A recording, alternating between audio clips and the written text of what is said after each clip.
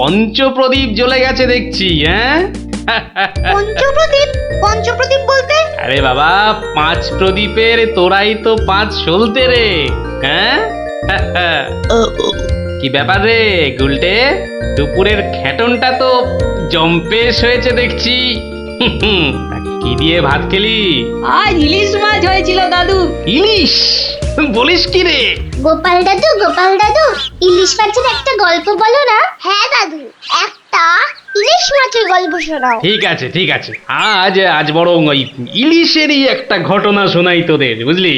শোন তবে। একদিন মহারাজ কৃষ্ণচন্দ্রের মহামন্ত্রী বাজার থেকে এক জোড়া ইলিশ কিনে ফিরছেন, বুঝলি? এমন সময়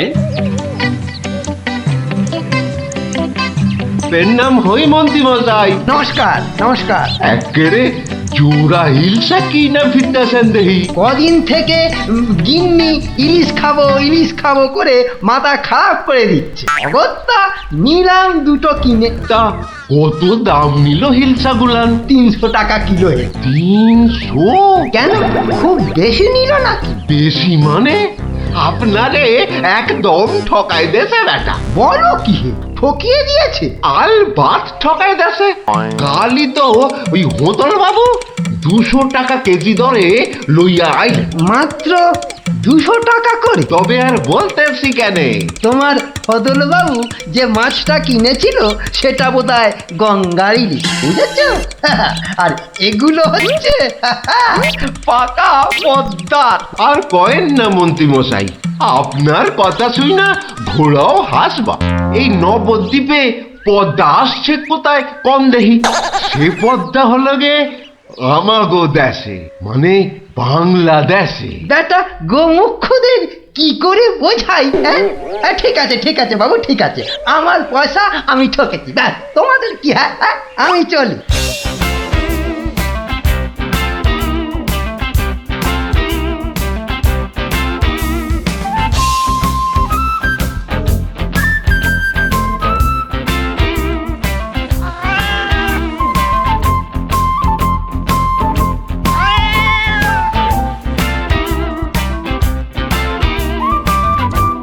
আরে আরে মন্ত্রী মশাই যে ইলিশ কিনলেন বুঝি? না কিনলে বিনি পয়সায় দেবেটাকে শুনি। সে কথা আমি বলছি নে, মানে জানতে চাচ্ছি কত করে নিল। দাম শুনে তোমার কাজ কি বাপু? তুমি তো আর দামটা দিয়ে দেবে না। তবু শুনি না একবার। আগের বেটা দাম নিয়ে বড্ড ভ্যান তাড়া করছিল, একে বরং একটু চমকে দিই। মাত্র 150 টাকা কিলো। 150? সত্যি 150 করে? তবে আর বলছি কি হে, সস্তায় হয়েছে, কি বলো? খুবই সস্তায় পেয়ে গেছেন। অনেক দিন ওই মাছটার স্বাদ পাইনি। আপনি যদি কর্তা মারে বলে না, না বেশি নয়, এই 2-1 পিস যদি পাঠিয়ে দেন। এই বেটা দেখছি এক কাটি বাড়া। কিছু বললে নাকি? হ্যাঁ, না না, বলছিলাম কি কর্তা মারে বলে যদি। বলবো কথা মারে, নিশ্চয়ই বলবো। ধন্যবাদ। এ তো দেখি ইলিশ কিনে মহা ঝামেলা হলো। সকলেই দাম জানতে চায়। আরে বাবা, বাজারে গিয়ে দাম করলেই তো লাটা চুকে যায়। যত সব। আরে মন্ত্রী মশাই যে ইলিশ কিনে ফিরছেন বুঝি? আরো একজন হাতে ইলিশ দেখেও জিজ্ঞাসা করা চাই, ইলিশ কিনে ফিরছেন বুঝি?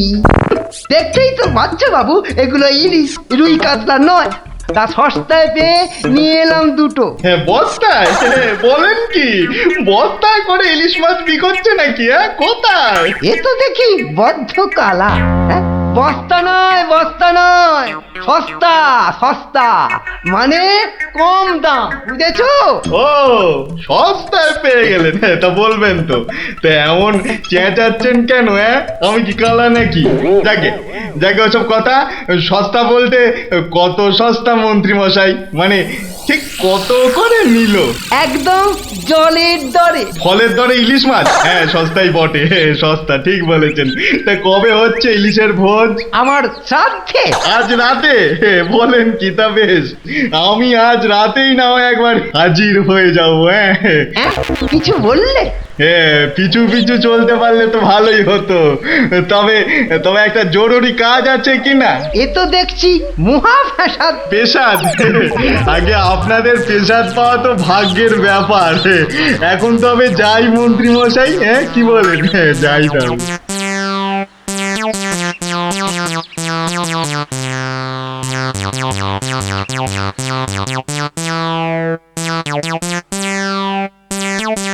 উফ, মাথা গেল। আর কাউকে দাম টাম বলতে হবে না। গিন্নি, ও গিন্নি, আরে গেলে কোথায়?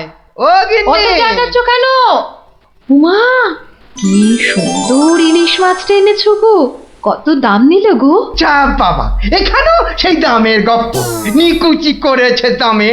এই রইল তোমার ইলিশ, যা পড়ো রাঁধো। আমি চললুম রাজ দরবার।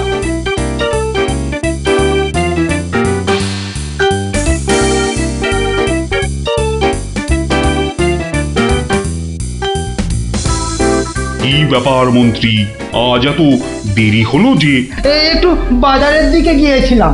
সে কি মন্ত্রী, মাইনে দেবার ভয়ে বাড়ির কাজের লোককে তাড়িয়ে দিয়েছেন নাকি?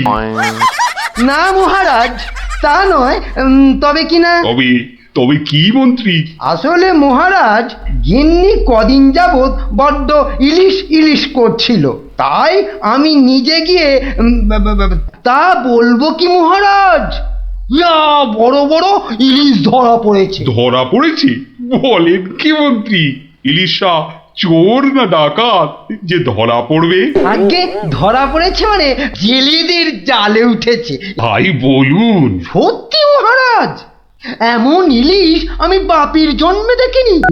আহা, আহা, কি তার সাইজ, কি তার চেকনাই, চোখে দেখলে মনটা একেবারে জুড়িয়ে যায় মহারাজ। চোখে দেখার বদলে চেখে দেখাটাই বোধ হয় বুদ্ধিমানের কাজ। যাকি, তা মন্ত্রী মশাই, আপনি কি আমার মন্ত্রিত্ব ছেড়ে ইলিশ মাছের ব্যবসা শুরু করবেন নাকি? এ কথা কেন বলছেন মহারাজ? বলছি কি আর সাধে মন্ত্রী, আপনি যেভাবে এই ইলিশ ইলিশ করে খেপে উঠেছেন, তাতে কোনো কিছুই অসম্ভব নয়।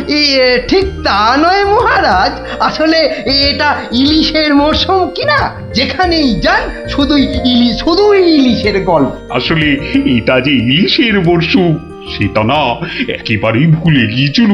আপনি ঠিকই বলেছেন, এই সময়ে ইলিশের গল্প বন্ধ করা প্রায় অসম্ভব। তো রাজ্যে যা বললিস ভাই, আমার শুধুই ইলিশ চাই।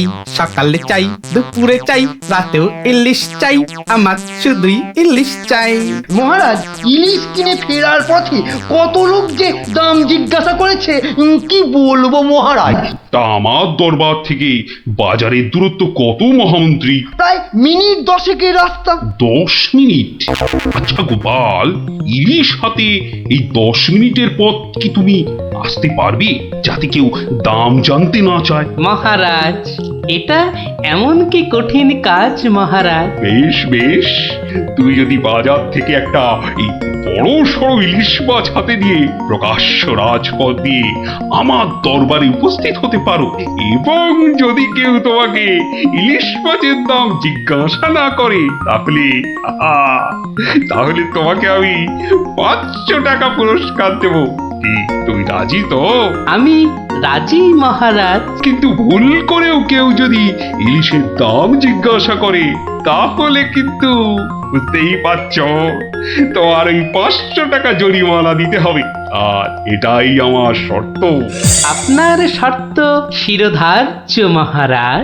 আজ নির্ঘাত তুমি ঠকবে গোপাল, নির্ঘাত ঠকবে। পুরস্কার পাওয়া তো দূরের কথা, তুমি বরং জরিমানার 500 টাকা ট্যাঁকে গুজে মাছ কিনতে যাও। সে দেখা যাবে মন্ত্রী মশাই। তাহলে আমাকে মাছের দামটা দিন মহারাজ। ধন্যবাদ। এবার আমাকে তবে আসতে আজ্ঞা দিন মহারাজ। ঠিক আছে গোপাল, তাহলে শুভস্য শীঘ্রম। তুমি এখনই রওনা হয়ে যাও। আজ্ঞে মহারাজ, এই গেলুম আর এই এলুম। তোরা যে যা বললিস ভাই, আমার শুধুই ইলিশ চাই। সকালে চাই, দুপুরে চাই, রাতেও ইলিশ চাই। আমার শুধুই ইলিশ চাই। মন্ত্রী, বলতে আজ্ঞা হোক মহারাজ। আপনি আপনার বিশ্বস্ত কোনো লোককে পাঠান যে গোপালকে অনুসরণ করবে আর রাজপথে যা যা ঘটেছে তার বর্ণনা দেবে।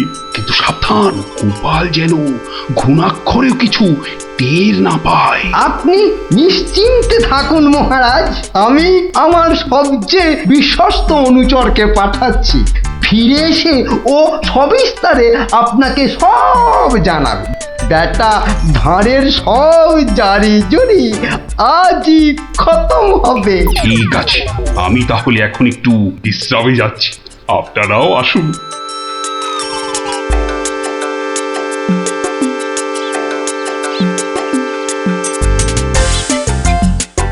বটা আছো নাকি? ভেতরে আসতে আজ্ঞা হোক হুজুর।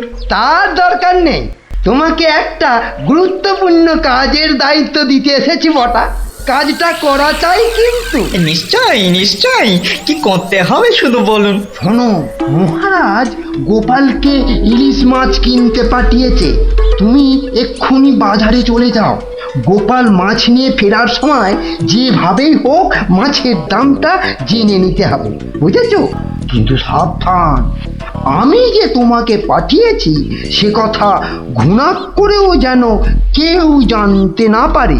আপনি নিশ্চিন্তে থাকুন মন্ত্রী মশাই। ঠিক আছে ঠিক আছে, তুমি রওনা দাও, রাজসভায় দেখা হবে, কেমন? হ্যাঁ, কি গো, পাগল টাগল হয়ে গেলে নাকি? এইসব ছাই বর্ষ মাখতেছে বড়। ও গো, আমার কি হলো গো? ওনাকে বোধহয় তেনারা ভর করেছে। ও গো, কি হলো গো? রাম রাম রাম রাম রাম রাম রাম রাম রাম রাম রাম রাম রাম রাম রাম রাম রাম। ও গো, তুমি মরা কান্না থামাবে গিন্নি? থামবো কি গো? তেনারা তোমাকে ধরলেন আর আমি, ও মা গো। ধুর তেরি ছাই। আরে বাবা, ইলিশ মাছ কিনতে যাচ্ছে কিনা, তাই তাই সব ছাই বর্ষ মাখছো? হাতে কড়কড়ে 500 টাকা এনে দিলে বুঝবে এই সাজের কি মহিমা। যাক, এখন আমি তৈরি, এবার চলে গিন্নি, টাটা।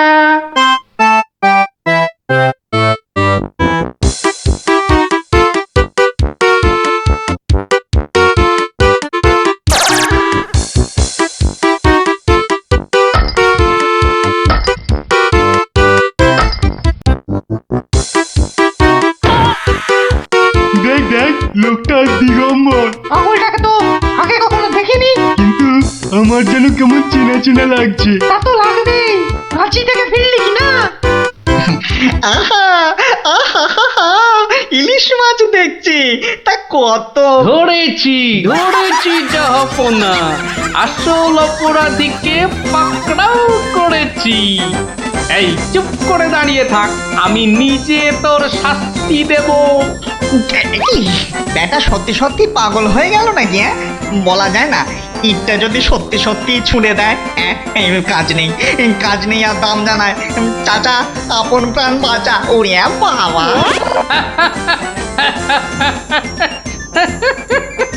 বেটা, ঘুঘু দেখেছো? ঘুঘুর ফাঁদ দেখনি? এই নির্ঘাত মন্ত্রী মশাইয়ের কাজ, না হলে আগ বাড়িয়ে কেন বলতে যাবে?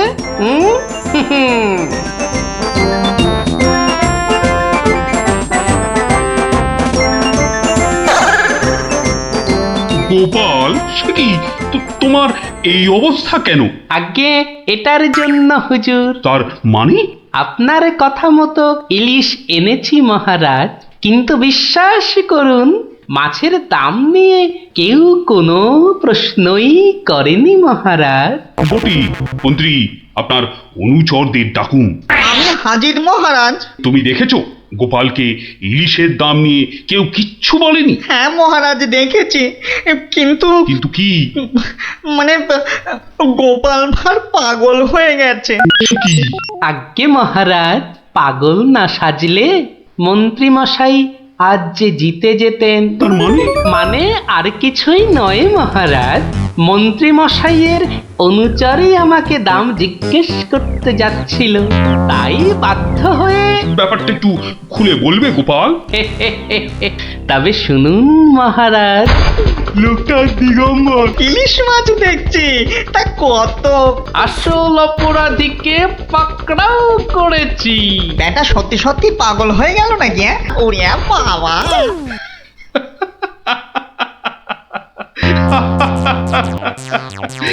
কি মন্ত্রী মশাই, গোপালের সঙ্গে আর লাগবে? হ্যাঁ, আমায় ক্ষমা করে দিন মহারাজ, আমি দুঃখিত। না না, শুধু